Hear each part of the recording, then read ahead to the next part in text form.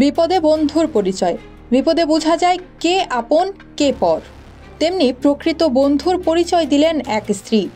এমন একটি ঘটনার সাক্ষী হলেন দেশবাসী। সন্ত্রাসীরা স্বামীকে যখন কোপাচ্ছিলেন তখন ঢাল হয়ে নিজের স্বামীকে বাঁচালেন স্ত্রী।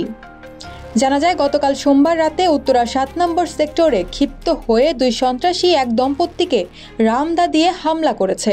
এ সময় ওই নারীকে হাত জোর করে স্বামীর প্রাণ ভিক্ষা চাইতে দেখা যায়। ওই নারীর আত্মচিৎকারে আশেপাশের লোকজন ছুটে আসে। পরে ভুক্তভোগী ওই দম্পতিকে উদ্ধার করেন স্থানীয়রা। স্থানীয়দের অভিযোগ, রাজধানীতে হেন কোনো অপরাধ নেই যা কিশোর গ্যাংয়ের সদস্যরা করছে না। চুরি, ছিনতাই, দিনে দুপুরে হামলার মতো ঘটনা ঘটাচ্ছে এবং দেদারসে ঘুরে বেড়াচ্ছে। তারা ইচ্ছাকৃতভাবে মানুষের সঙ্গে ঝামেলা বাঁধিয়ে অস্ত্রের ভয় দেখিয়ে মোবাইল ও মানিব্যাগ, সোনা গয়না ছিনিয়ে নেয়।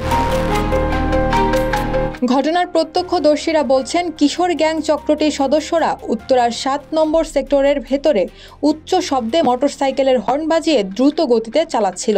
এ সময় তাদের মোটরসাইকেল একটি শিশুকে চাপা দেওয়ার চেষ্টা করে।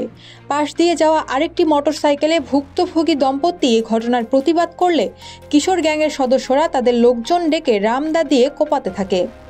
এ সময় ভুক্তভোগী নারীর চিৎকারে জড়ো হন লোকজন। এক পর্যায়ে স্থানীয়রা কিশোর গ্যাংয়ের দুই সদস্যকে ধরে পিটুনি দিয়ে পুলিশের হাতে তুলে দেয়।